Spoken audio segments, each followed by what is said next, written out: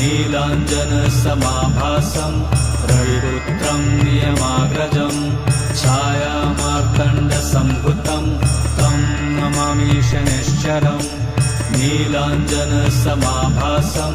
रविपुत्रं नियमाग्रजं छायामार्तण्डसम्भुतं तं नमामि शनैश्चरम् नीलाञ्जनसमाभासं रविपुत्रं नियमाग्रजं छायामार्तण्डसम्भुतं तं नमामि शनैश्चरम् नीलाञ्जनसमाभासं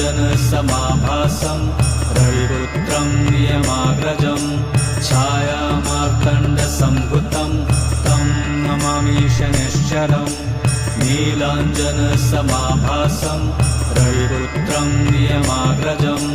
छायामार्तण्डसम्भुतं तं नमामि शनैश्चरम्